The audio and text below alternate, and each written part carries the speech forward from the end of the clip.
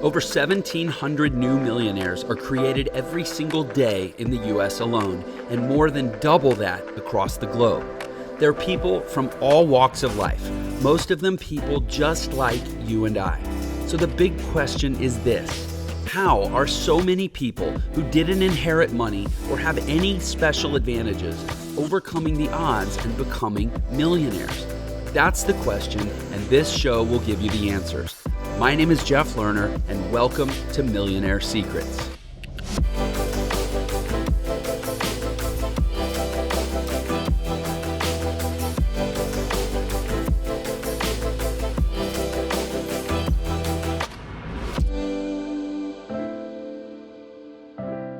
What's up out there? Jeff Lerner here, your host for another episode of Millionaire Secrets. Excited to be back with you for another deep dive into what it really takes to achieve massive success in this world. I am here with Nathan Hirsch today, who is no stranger to massive success. He's scaled companies, he's sold companies, and I will say that I am selfishly really excited. See, this is one of the greatest things about having a show like this is you get to bring people on and you get to ask them all the questions that you would ask them anyway, even if you weren't recording, but then you just get to share it and everybody wins. So Nathan's an example of that. I'll let him speak about his career and his history and all the things that he's done. But I currently run something called Outsource School, which focuses on a lot of the same stuff we talk about here on the show, the virtual economy, how to get virtual remote help, and how you can build these really amazing businesses without having all the traditional management and location-based infrastructure that you've had to typically have to build big businesses. So I'll stop talking and bring him out. Nathan, welcome to Millionaire Secrets. Yeah, thanks so much for having me. Excited to be here. I love talking about virtual assistants, scaling businesses, so it should be a lot of fun. Yeah, it is. And I mean, I'm serious, man. This is like, I'm really excited to have you on the show because I am already, I would say, an evolving case study in exactly what you teach and preach to the market, which is like you can build really great companies now without having to build out an office and without having to rely on your local hiring pool. And frankly, without even being subject to the economics of your country. You know, right. Entra, for my company, for example, I mean, we're able to do things and we've been able to scale so much faster than we would have if, frankly, every new hire was a, US based person that we had to provide healthcare and benefits. And, the minimum conversation was, 30, 40, 50 grand a year. Like you just, that's friction in a business, man, where like every new body sucks a lot of cash flow out of the business. And, I don't know if it's considered exploitative or not, but the fact is we live in the developed world. There's an arbitrage opportunity where you can get great people for much less than most people think about scaling a business. So anyway, Outsource School, let's back up a little, man. I want to hear, I have a million questions, like I said. Let's start with, how did you get into this? How did you start Outsource School? What was the genesis? Yeah, I mean, going way back, my parents were both teachers growing up, and they always made me, besides do well in school and go to college and stuff like that, they always made me get real jobs. So I was working from the time I was 15 on, and I learned so much about just sales and business and dealing with people, but I also learned how much I hated having a boss. So by the time I got to college, I felt like I had seen what life was like after college, and I wanted no part of it. And I felt like I had 4 years to start my own business, or I was going to go into the real world and be miserable. So when I got to college, I started hustling. I started buying and selling people's textbooks, competing with my school bookstore. I would offer people more money. I would create an affiliate program. And before I knew it, I had lines out the door of people trying to sell me their books, to the point where I got a cease and desist letter from my college telling me to knock it off because I was stealing too much of their business. So that was my first glimpse into being an entrepreneur. And from there, I had sold some books on Amazon. I thought it was really cool that I could have this 24/7 storefront. And I started doing a lot of experimenting to see what I could get to sell. And through a lot of trial and error, I eventually came across baby products, and I got really good at drop shipping baby products.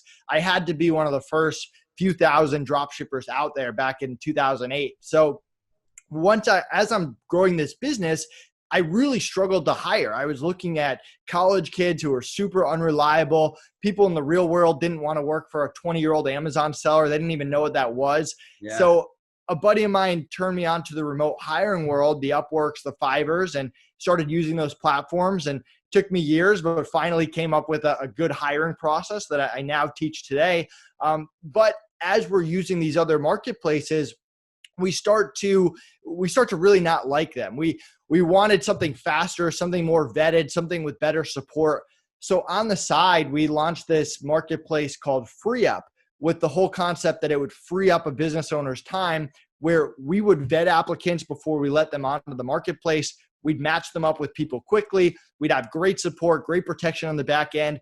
And it'd be good for the VAs and the freelancers. We build a really good community. We'd listen to their feedback. We'd get them good clients. They wouldn't have to interview against 50 people for every single job. So we launched this with a $5,000 investment, and it really took off. I mean, we scaled it to 8 figures in 4 years.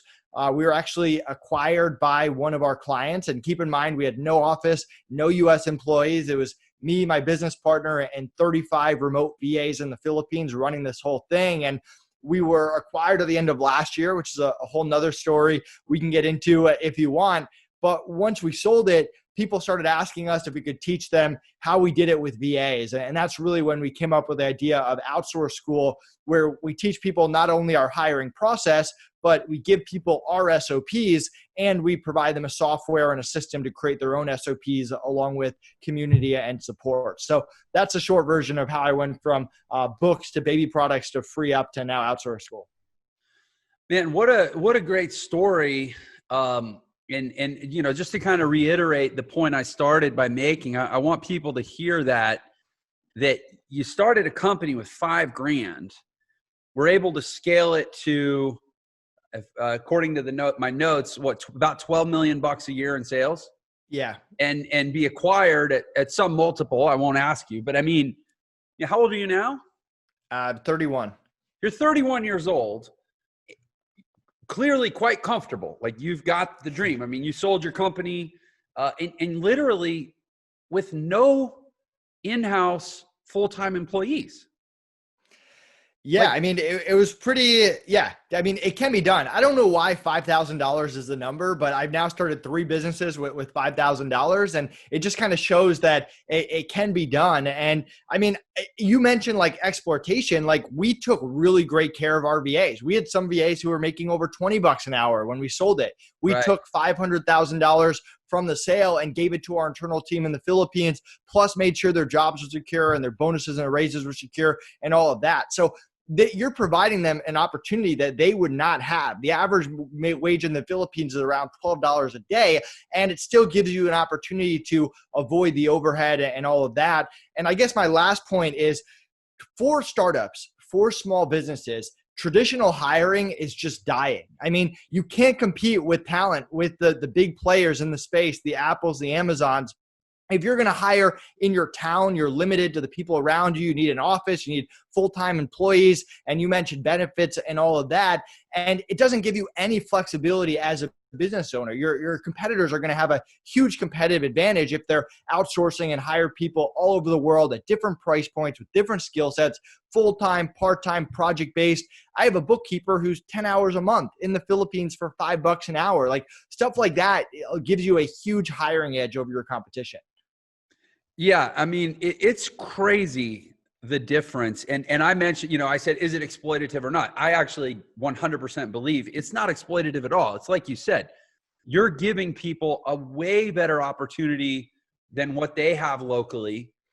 And you're, over time, you're just employing more people. For us, for my business, I mean, we have dozens and dozens of virtual people that just gives more people more jobs. And to hear that, and you mentioned, locally, like, this is why, people, let's say you have a big idea. For most people, if you have a really big, good idea, once you validate the concept, it's like, I need to go raise money. The reason you have to go raise money is because you need to go hire expensive people. And for me, I'm in Utah. So if I go to Utah County or Salt Lake County and try to hire qualified project managers and developers and technology people, I'm competing with Adobe. Right. Right. I can't even get them to consider it, without a 60, 80K base plus opportunities to earn into six figures. Meanwhile, I can have a dozen people for that. Right. Or 5 or 10. And what you can, so where this is like self-evident, right? It's like, oh, would I rather have 10 people or one person? Well, I'd rather have 10 people. But the big but is like, how do I train them?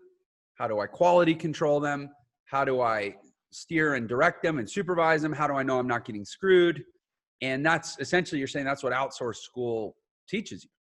Yeah. I mean, we break hiring down into interviewing, onboarding, training, and managing. And we have a system that we built by wasting who knows how much money, who knows how much time. I mean, we're talking years making bad hires, perfecting this system that now when someone gets through our process, they're an A player. When our members put someone through the process, the people that come out are A players that are going to stick around for a long period of time. But before we jump into that, it's important that people understand the 3 different levels of hiring, because this is where a lot of people go wrong. So you've got followers, you've got doers, and you've got experts. And the word virtual assistant gets thrown around a lot. People think that anyone that works from home is a VA, which is totally fine. My definition of a VA, for clarification of people that follow me, I'm just talking about the followers when I say the word virtual assistant. So followers think $5 to $10 an hour, non-US, they're there to follow your systems, your processes. If you don't know how to do something, if you don't have a system to do something, you're going to struggle to hire those followers. Then you've got the doers, the graphic designers, the writers, the video editors. You're not teaching a graphic designer how to be a graphic designer, but they're not consulting with you either. They're there to do that one task at a high level. They usually do that same thing 8 to 10 hours a day. They are passionate about graphic design. If they do bookkeeping, they love bookkeeping as much as I love being an entrepreneur. And then you've got the experts, the high-level freelancers, consultants, agencies. They could be $50 an hour. They could be $10,000 an hour, but they're there to bring their own systems, their own processes, their own strategy to the table. And as an entrepreneur, you're going to need to hire all 3 levels. And it's important that you understand when to hire them. Like, I wouldn't hire a follower and say, hey, I don't know how to run Facebook ads. Go run my Facebook ads. That's not going to work out well for me. Just like I wouldn't hire an expert and say to them, hey, you've had 10 years of success doing it your way. I'm going to pay you top dollar and I'm going to have you come in and teach you how to do it my way. That doesn't make a lot of sense either. So understanding those levels is incredibly important. I want you to know, I think, I've done almost 80 of these interviews, and I've told myself multiple times, partly as a show of respect and partly for better retention for myself, I ought to take notes when I talk to people on these interviews. And I don't know if for people who watch this on YouTube, do they really want to see Jeff's head down taking notes? I don't know. But I never do it because I forget in the moment. This is actually the second time of the 80 or so interviews. This is actually only the second time I literally just pulled up my notes app and I'm like typing while you're talking, because what you just said, I'm like, man, you just quantified my personal experience with language. You gave it language. You gave it terminology that I didn't have before. I'm going to have our management team go back and listen to this. This is already gold. And for people that are, looking at, hey, is this real? Like, because, Nathan, and I got to believe that you experienced this, because I experienced this. There's such a lack, like an incredulity, like a lack of visualization that this could be real. It's literally possible for one dude working from home with a bunch of people overseas that are essentially connected by email, Slack, and Zoom to actually build a multi-million-dollar business that you can sell and never have to leave the house.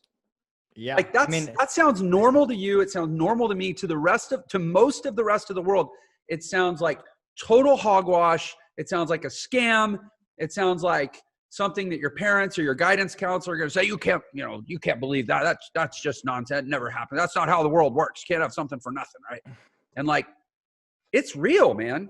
So I'm taking notes. Followers, doers. Sorry, I'm excited. I'm excited because we're talking about something that's so near and dear for me.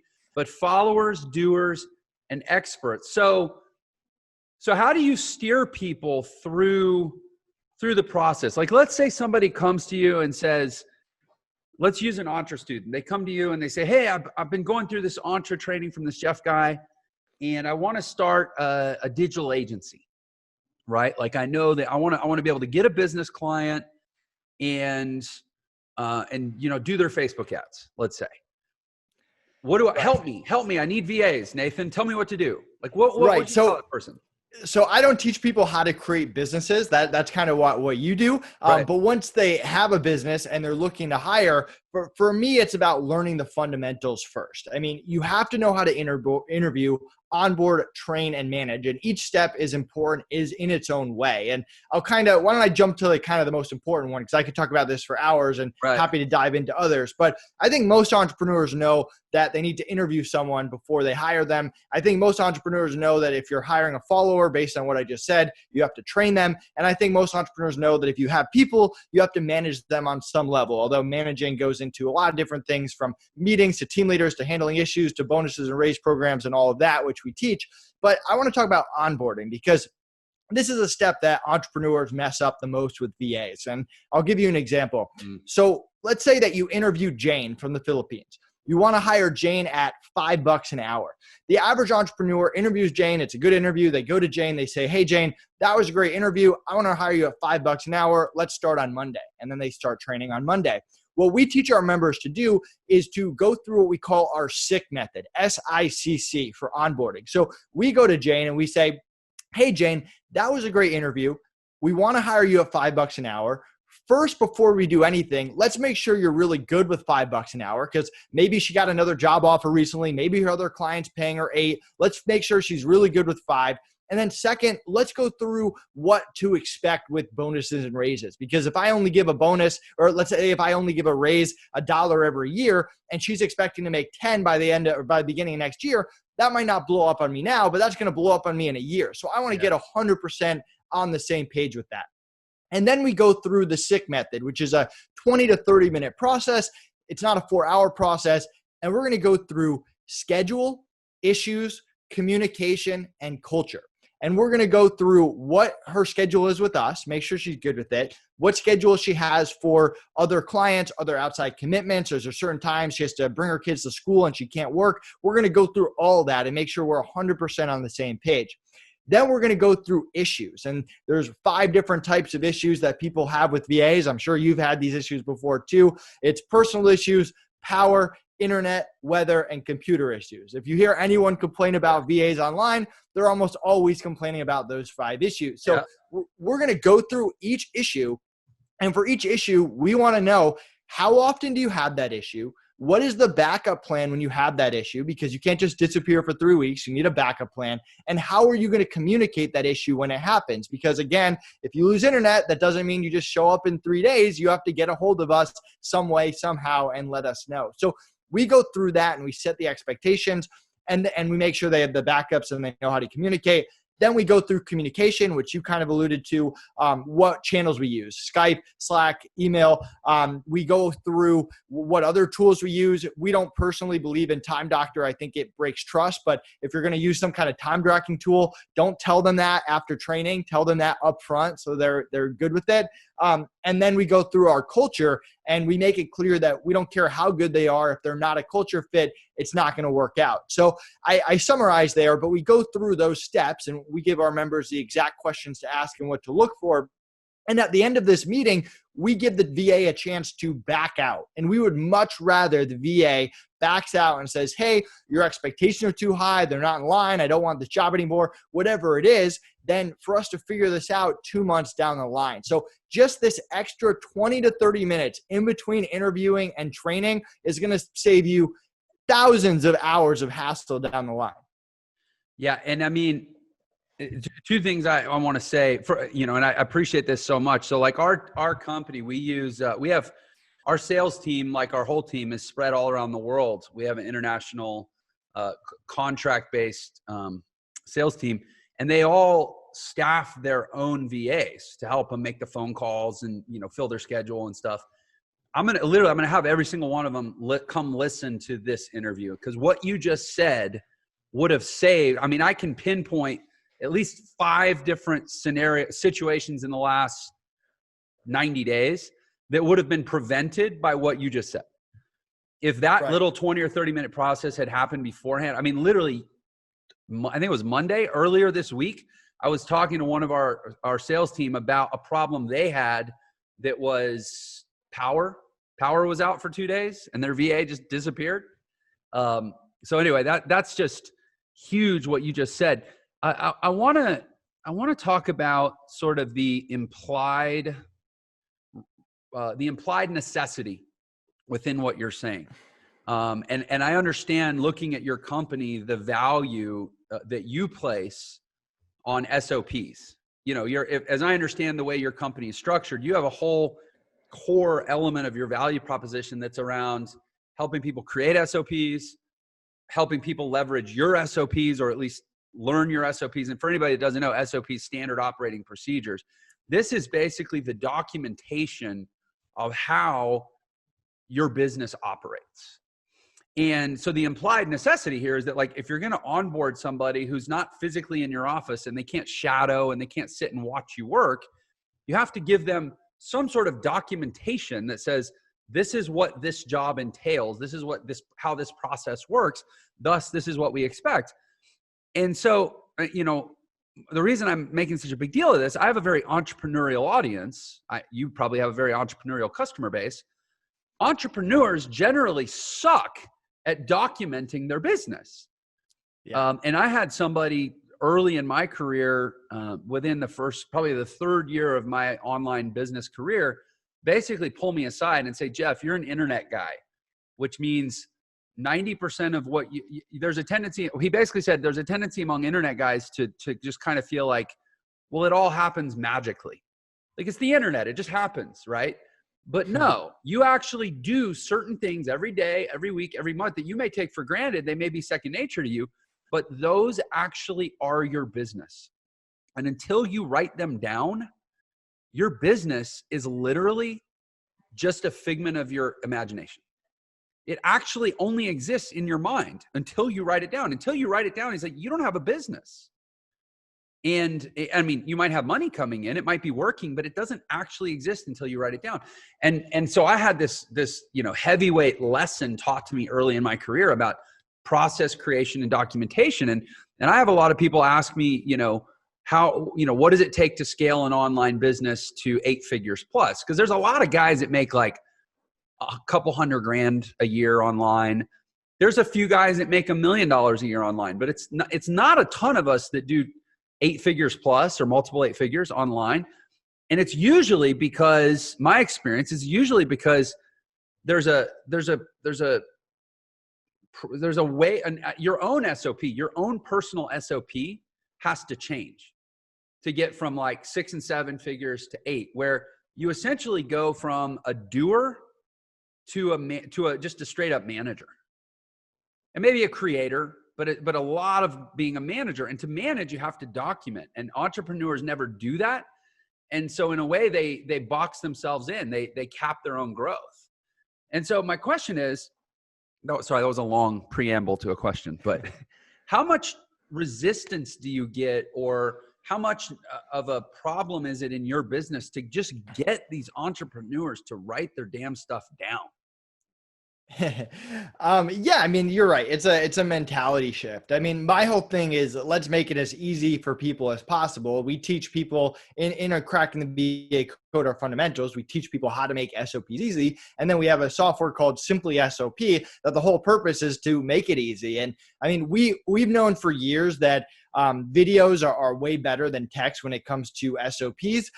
But the issue with videos is they just get outdated very quickly. When you're a startup, your SOPs get outdated. It's a lot easier to update a Google Doc than it is to update a video. You have to hire a video editor, refilm the whole thing. So that's kind of why we created our software first, although it's evolved into other features as well, where as you're recording a video, you can mark steps as you go, and then you can just quickly sub in and out those steps. So it makes it very easy to keep your SOPs updated over time. We also teach people to get, and this is my personal favorite, we get the first 70, 80% of that SOP out there. And then we want to give the virtual assistant ownership of the SOP, give them admin access in your Simply SOP software so that they can update it over time. And this serves for a lot of different purposes. I mean, first of all, when we sold FreeUp, I mean, if we had told them, hey, don't worry, we know how to do it, it's in our head, or don't worry, Jane in customer service knows how to do customer service, they're not buying that company. They needed to see the SOPs of who does what, when in every situation. But at the same time, we had 35 people. We had 7 different teams or whatever it was. And Connor, my business partner, and I, we didn't have time to update all those SOPs, but the SOPs got updated every single month because we gave the VAs ownership of those SOPs. And what that also allowed you to do is you're going to need team leaders. You're going to need assistant team leaders at some point. There can't just be 35 VAs that all report to Nathan. That's crazy. That I would go insane every single day. So you also don't want to wake up one day and say, okay, I need a team leader. Who's that team leader going to be? Because hiring externally for a leadership position, it can be done, but it's pretty risky and it's pretty expensive to hire someone externally, bring them in, pay them to get them updated on your processes, and then hope they're a leader after that. It's a lot easier to take one of your VAs that you gave ownership to, that proved to you that they could handle ownership and creating the SOPs and keeping them up to date and getting it from 80 to 100% and keeping updated every month. That's a pretty good sign that they're going to be a good team leader if they want it. So it accomplishes a lot of different things among just saving you time updating your SOPs. I'm letting this pause be awkwardly long because what you just said had so much gravity for people, for me at least. I would imagine for anybody who's built a real business. Like, holy crap, man. You know, how to create, I just took a note that says collaboratively managed and created SOPs. And I put like 5 stars by it. Like the idea of letting people be responsible for creating or documenting their own process as a way, I mean, and that makes sense in and of itself, but as a way of vetting people for future leadership, genius. Like I get it when you started by saying that this stuff, that these, essentially your outsourced school represents years and years of trial and error and learning things the hard way. I mean, I see that. I can see how just that one little idea right there. I mean, you could have struggled for 5 years to go, how do we find good leaders? And then you're like, oh, wait, let them grow from within by giving them something they can lead starting on day one, which is their own SOP creation. And if they lead that well, then it's reasonable that they might lead the SOP efforts of other people too. That's just so good, man. It's just so good. I get so excited around good business stuff. And that's where I'm curious your thoughts on this. I mean, I think that, are you hip to like the EOS, the Entrepreneur Operating System stuff? What's the guy's name? Gino Wickman. Gino Wickman, like the and strategic coach, that whole world. I know of it, but I'm definitely not an expert in it. Okay. Yeah, I've been reading a bunch of their books lately. We actually just put together a reading list in our business. I read Mastering the Rockefeller Habits. I read Scaling Up. I'm reading Traction now. I read Rocket Fuel when I started my company, but it talks a lot. Their whole methodology is really based around sort of, well, I guess it starts with separating like what they call the visionary roles and the integrator roles, where there's like people that create, and then there's people that document and manage. It sounds like Simply SOP, because a lot of entrepreneurs, they're not, And very few people are good at both of those things. And a lot of entrepreneurs are more like creative visionary types. They're ideas and energy people. And so do you get a lot of people struggling to, even with your software, to create good enough, defined enough, and meticulous enough process documentation that they can teach it to, to people that they can't directly manage or they can't see?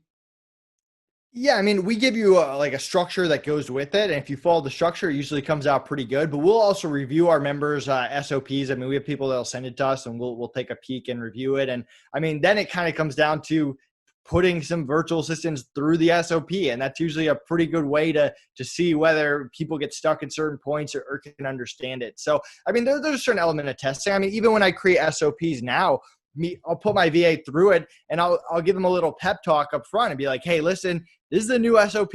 I know there's going to be some flaws in it. Your job is not only do the task, it's to let me know what parts don't make sense so we can make it cleaner. And I'll even tell the VA, my real goal is for you to eventually become a team leader and for you to teach this SOP to someone else who replaces you at a lower rate. And then you move up and you do something even more complicated. And usually when you do that, again, you're kind of planning for that leadership and you'll be able to iron out the kinks. So when it comes to hiring VAs in, 2020 or, assume, let's not date stamp this. Let's say it could be 2021 or beyond. First of all, is the Philippines kind of your go, or maybe a better question is, are there geographic targets that you think are better than others? So I personally hire from the Philippines. I've had really good experiences there. I think they speak English at a high level. They learn it in school. The work ethic, they love family, which is big. If you want to reduce turnover and getting a team together, that's all one family is big for me. Attitude and communication skills when you do the onboarding right's fantastic.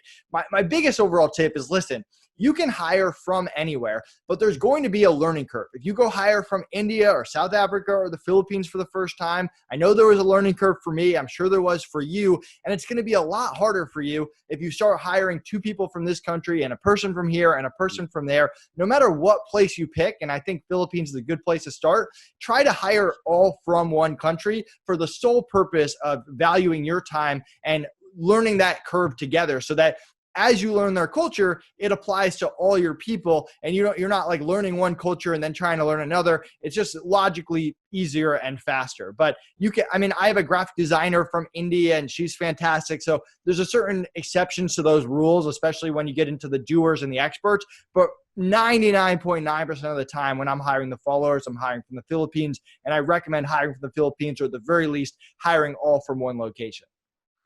Yeah, the other thing that I think it would simplify a lot is time zone management. I mean, if you have people in the Philippines, people in South Africa, people in, Ireland, now you're asking one person to get on at 2:00 in the morning, another person to get on at 7:00 at night, and it just becomes messy. So, go ahead. I actually don't think that's a factor. I mean, I have VAs that work US times. I have VAs that work flexible times. I have VAs that work hybrid times where they'll work 8 to 12 and then they'll work 4 hours flexible in the day. The key is that expectations up front and being like, hey, this is a 9 to 5 Eastern job. Have you worked that schedule before? Are you 100% sure you can do it? Because if I hire you and train you to do it, you can't come to me in 2 months and say, hey, I need a different schedule. This is a schedule I need.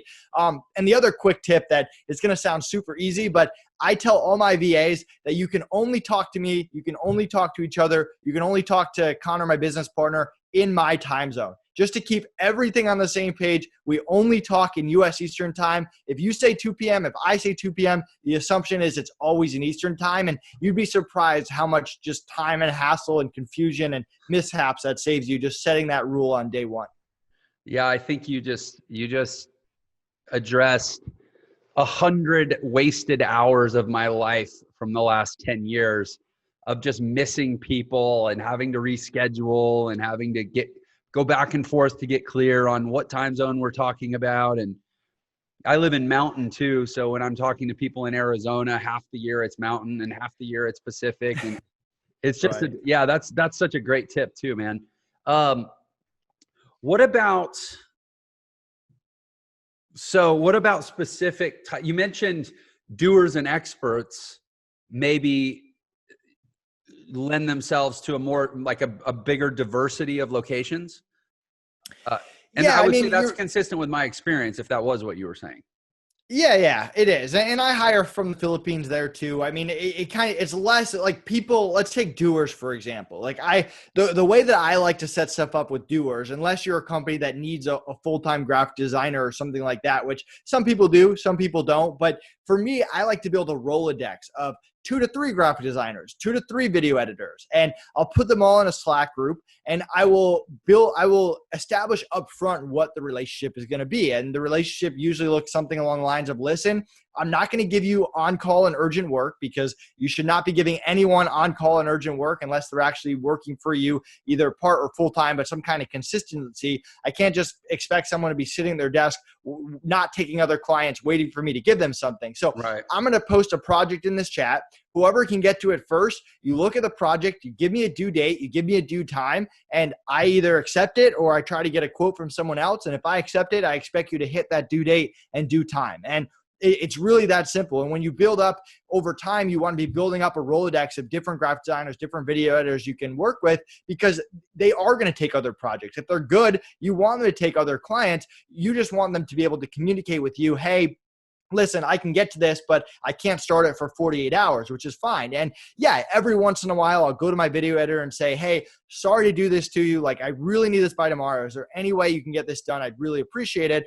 And if you're not going to them every week doing that, a lot of times they'll say, hey, no problem, I got you. And maybe you give them an extra $5 bonus or something for getting it done. But for the most part, you want to be building that Rolodex so you're not depending on people to be on call and urgent.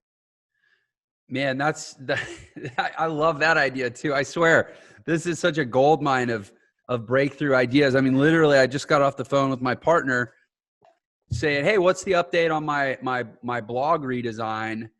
And he's like, well, I think we're going to have to go on Upwork and find someone else for that project, because our designer had COVID, and then his family got COVID, and then his son got hurt and he had to go to the hospital. And it's the kind of things that you kind of anticipate with VAs and it's the reason that ultimately I think a lot of people mistakenly don't build a business off of VAs, because they just assume it's going to be this excuses, and that, I think people fear what they can't control to some degree.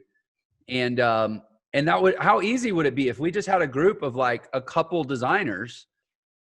We're like, hey, so-and-so can't get to it. Anybody else want the gig? I mean, that's genius. Running a business where every time you need a project done, you have to go like post a job and find them. It's crazy. It's not sustainable. You want to build up a Rolodex of people. Now, yeah, if you're going to like make that next hire, let's say you're running Facebook ads for the first time, like, yeah, go post a job and interview someone. But if every time you have a graphic design project, you have to go post a job and interview someone, that's going to waste a lot of time.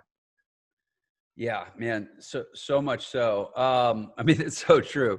Like, I'm sitting here like frustrated and thinking about all the people that there's whatever. I won't bore the audience with the minutia of my business, but there's literally things that I can't do because I'm waiting on my stupid blog redesign. And it's been like 2 months. So, avoid this by basically doing everything that Nathan is saying in this conversation. What are the gotchas that people who, let's assume they hear this and they're like, yeah, I want to build a business. That sounds genius. Well, I'm going to do it. What are the gotchas? What are the things that you would say, okay, well, here are the things you don't know that you don't know. So let me arm you from the get-go to be successful. Oh man, there's so much. I mean, we're giving you spurts here, and hopefully it helps people, but we have so much more that we teach at Outsource School. I mean, I think turnover just destroys businesses. I think a lot of people that are running startups don't realize how bad turnover is. I mean, not only does it waste your money, but your time, your energy. It can be demoralizing if you have other people on a team. So my goal is, yes, I want to get an A+ person, but keeping them around is just as important. And we plan that early on, and we're making sure that people are happy with bonuses and raises, like I said before, but we're also having weekly meetings with them. We're having one-on-one performance reviews each quarter where we give them bonuses and use that as an opportunity to get feedback and give feedback and challenge them and motivate them and understand what's really going on in their life and their business. We have what we call our BARF method, which is a funny acronym, but it stands for getting them to buy in, showing appreciation, building relationships, and creating a family environment. And we show you how to do that at Outsource School. But that's really the key, because listen, you can pay people a lot of money, but there's always someone out there that can pay your virtual assistants more money than you can. So if you're only relying on how much you pay your VA and you're like, hey, I'm paying my VA $10 an hour, that's great for the Philippines. Like, my VA is not going anywhere, and you're not focusing on the other stuff that I just mentioned.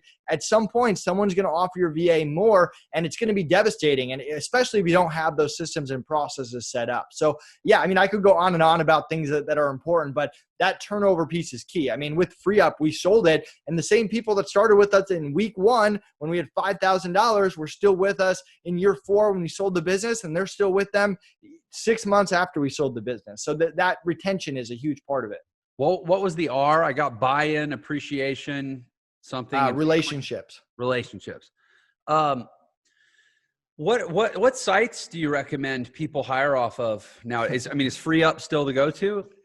Yeah, I mean, obviously I'm biased. I built FreeUp. I know the people at FreeUp. I have a great relationship with the new owners. I personally use FreeUp. So I built FreeUp because I didn't like the other marketplaces. So obviously I'm going to say FreeUp is the best marketplace. But if you do to end up joining Outsource School and learning our interview and onboarding and training management process, you can take that and go hire people on Upwork or a Facebook group or whatever platform you want to use. The same stuff applies. I just personally like FreeUp. And FreeUp has 3 E's. The new owners change it. So it's FreeUp with 2 E's.net or FreeUp with 3 E's.com. Either one of them works. All right, cool. I mean, obviously we'll put the links for that below wherever this appears. Okay. So yeah, I mean, this is amazing information. And again, I'm camping on it selfishly because there's like so much value in this in particular for me, but really for anyone who, essentially, if you really understand this piece of the digital economy, you eliminate what might be the single biggest objection and hindrance to growing a business in the world. For most people, by far the most expensive thing they were ever going to do in their business was hire people. And by the hardest thing to do that they were ever going to do in their business is manage people. And to me, the nice thing, this has been my experience, the nice thing about having remote people is it forces you to create systems and processes to manage people rather than relying on it yourself. When I had an agency, I sold my agency in 2018, and it was upstairs from here. I have about 1,000 square foot office here that I'm usually in by myself. It's like my playground. I have a piano, I have video equipment. But upstairs, I used to have over 50 people in a big office. And when you have people on location, they can walk up and ask you a question. You can walk up and give them a suggestion or give them a reprimand. Like you can be lazy about creating processes and creating routines for structural management because the proximity allows for sloppiness. It's actually really inefficient for them to come ask you a question. And it's really inefficient for you to walk up to their desk or look over their shoulder. There's actually was a more efficient way to do it, but because you had proximity, you didn't do the better thing. When everyone's remote, it's the only way to it's actually the only way to do it at all is to do it the right way. Okay, so now that like I said, I'm kind of selfishly been camping on this because I see so much value in it for my business, but I want to actually roll back the conversation to something else that jumps out at me in your story. And you mentioned the baby products. I've heard a lot of different opinions about selling on Amazon. It's not currently a business model that I teach in Entre because my research has told me it can be pretty fraught with challenges, and there's kind of a lot of hidden layers to it. And it's just not something I feel confident putting the Entre stamp on. But clearly you crushed it with Amazon FBA. right? I mean, you did not FBA, drop shipping. Or it was drop shipping. Sorry. Which, as a technical distinction, that's the difference between sending product to Amazon's warehouse versus just sending product directly to customers. Having someone else send the product directly to customers. Yeah. So I never actually touched the products I was selling. Right. So when did you start doing that? Yeah, so I got in really early. I got in 2008, 2009. So everything that I know about e-commerce does not apply today. It's a lot more competitive. People aren't probably starting and scaling dropshipping businesses at the rate that I was, just because I was one of the first people doing it. And I mean, everything you said is 100% right. The pro of Amazon is they have a ton of customers. The con of Amazon is they control everything. They make all the rules. They can change anything at any given time. And there's a lot of competition. So can you go make money on Amazon? Absolutely. Would I recommend making that your sole revenue stream? It's super risky that you can wake up one day and have your account gone, have Amazon selling the same product, whatever it is. If you're selling products outside of Amazon on your own website and you have Amazon as one of your channels, that's one thing. But I wouldn't recommend anyone building a business that completely depends on Amazon. And I personally like B2B a lot more. I like being in control of my brand, either FreeUp or Outsource School. Like, to me, it was a lot more fun to have control over that. I'm not going to wake up one day unless I do something really stupid and have someone be like, oh, you don't have a business anymore. Where Amazon, that can definitely happen. Well, thank you. You just validated my decision to not have Amazon, whether it's FBA or any kind of drop shipping, as one of our core models in Entra. So yeah, I mean, I tend to agree. I think online, I guess people in my world know the reasoning behind Entra's approach, but yes, I appreciate what you just said. So even though you crushed it with Amazon, you're not advocating that that's something everybody should take from your story and try to apply in 2020. No, I mean, listen, it was fun. It was my first business. I learned a lot. I made a decent amount of money, but I wouldn't go back there again. And let's just say there's a reason that I got out of it and focus on FreeUp. How did you said you sold FreeUp to one of your customers? Yeah, the Hoth. They're actually located like an hour and a half from me in Tampa. And did they approach you? Yeah. Okay. Cool. Yeah, I mean, selling a company. Actually, let's talk about that. I mean, you made the comment kind of offhand, but I hope everybody really hears it. You could not have sold your company if you hadn't documented the processes of your company. So here's where so for 4 years of FreeUp, like, I go on podcasts all the time and I network with people and everyone's like, oh, you're the face of FreeUp. Like, you're never going to be able to sell it. Like, why are you doing it that way? But here's the key. The business of FreeUp, the actual operations, ran 99% without me. I had awesome team leaders. I had awesome virtual assistants. I had really good systems, really good processes that we improved over time.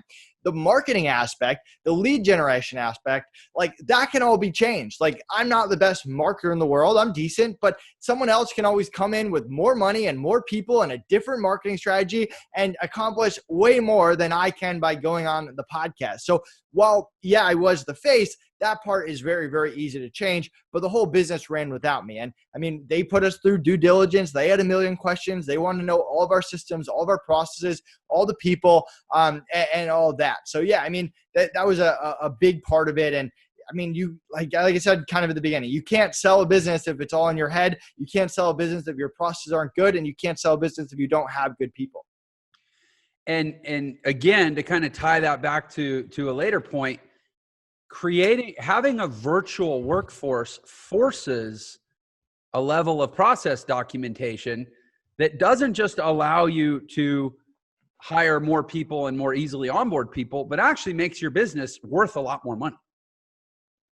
Yeah, I think so. I mean, there's so many things. Like, the FreeUp has no debt. Like, Outsource School has no debt. Like, your starting business is very lean. You're building on it from the profit. You have remote teams that aren't going anywhere, that are very, very affordable, where the break-even point is relatively low.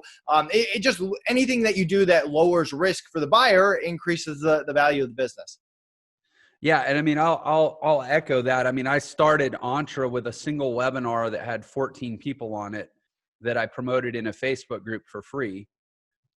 And I would say it probably cost me 25 grand to actually seed the market and warm up the audience, warm up the world to what I was trying to do. But I mean, I'm saying this to emphasize for people. I mean, I used to have a franchise restaurant. I actually had 2 franchise restaurants, and a lot of people know my story. I ended up $495,000 in debt.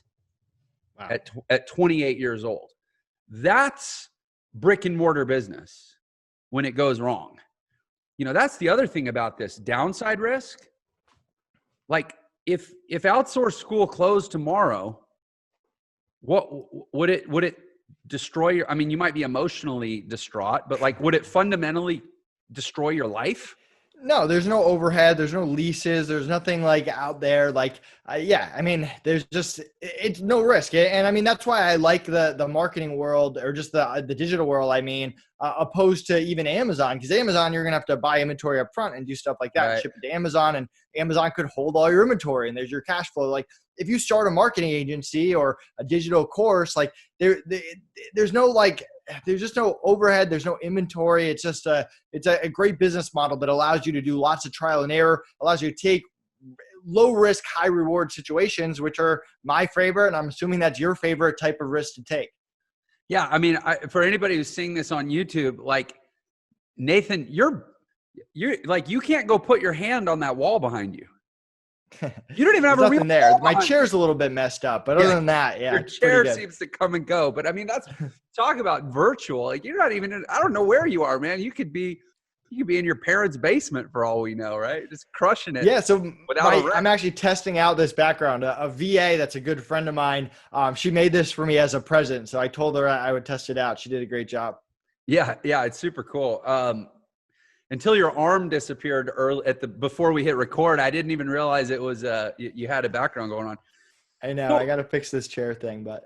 So let me ask you this, man. I mean, you told your story about you went to college and something about your view of the world, and you said it was you had jobs from when you were 15, and maybe this is the answer, but something about your view of the world didn't only tell you I don't want to grind it out working for the man at an office, but also there's possibility out there, and I can look and I can find opportunity and I can create my own life.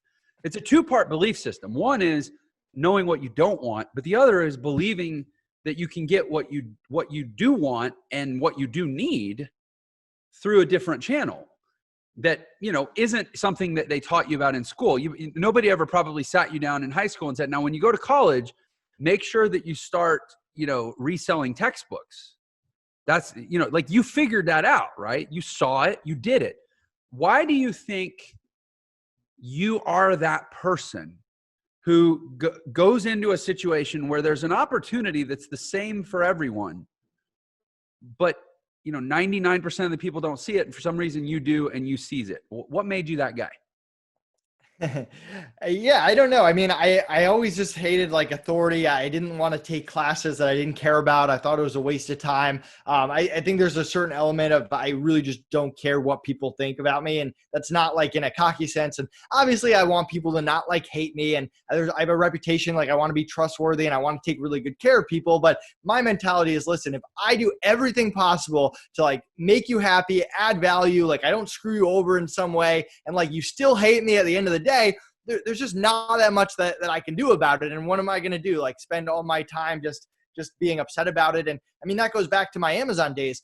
Like I was selling baby products on Amazon at a time where I was a single college kid, a single college guy selling baby products. So got a lot of weird looks, and no one knew what Amazon was. If I told someone I was an Amazon seller, they didn't know what that meant. They thought I was running a scam, and they couldn't figure out why I had baby products on my computer at all times. So there's a certain weirdness element of it that you kind of have to shrug it off at a young age. And after that, you kind of just become numb to everything. Well, yeah, you and me both. We've been scamming people online since 2008. And nobody can figure out why we're successful and we're not in jail, except wait, right. maybe this whole digital thing is actually real, and it is actually the future, and it is actually way better than traditional mainstream brick and mortar business or even career employment. But we'll just let people keep catching on to that slowly. Yeah, man, listen, I think we're actually out of time. We've hit our window. This has been amazing, dude. Like I said from the beginning, and it hasn't failed to deliver. Like, selfishly, this is an exciting conversation for me. So much value for anybody who is really serious about pursuing your dream of a digital business, or you've already got one and you're going, what have I created? How do I manage this thing? Or how do I scale this thing? Because, you know, the thing about a digital business where it's not different than traditional business is you have to wear a lot of different hats. And what Nathan is an expert in is how to offload those hats in the most efficient, cost-effective way possible. And that's a breakthrough skill and you know, strategy, man. So this has been great. How can people go find you online? Yeah. So first of all, I'm really easy to contact. I love networking with other entrepreneurs. Feel free to follow me, Nathan Hirsch, on Facebook or LinkedIn, Real Nate Hirsch, Instagram or Twitter. But go to Outsource School. If you go to outsourceschool.com/insider, you can grab a free trial of our membership. You can check it out. You can check out all the different stuff that we have going on. Outsource School is really 3 parts. We give you our exact hiring process, interviewing, onboarding, training, step by step, the exact interview questions we ask so that you can plug it into your business and you can really use it for every business you have going forward. We give you all of our SOPs around operations and marketing that you can plug into your business, whether you want to get on podcasts, hire a VA bookkeeper, hire a VA to run your inbox, whatever that is. And then we have our software, Simply SOP. And if you become an Outsource School Insider, which right now is $997 a year, although I'm sure that'll go up, you get access to all of that, plus our support, plus our community, and a lot of other perks and bonuses that we have as well. So check that out, and you can book a call on the site if you have any questions. Yeah, I'm looking at outsourceschool.com/insider.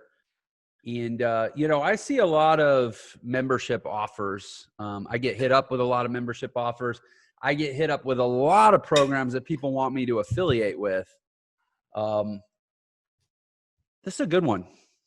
I mean, I'm looking at it. This is a ton of value here, man. Like I'm probably going to sign up. I want to be a customer. I want to go through because, I mean, you know, we've got a successful company with an entirely virtual staff. And if this conversation has shown me anything, it's how much I don't know and how much better things could be. So I really encourage everyone to check this out, outsourceschool.com/insider. I also want to share with the audience, we have a ebook we put together. It's a short book, The Millionaire Shortcut. It's like 15 pages. Look, it's got pictures of me. Yay. If you're on YouTube, that made sense. If you're just listening to the podcast, you don't know what I'm holding up the book.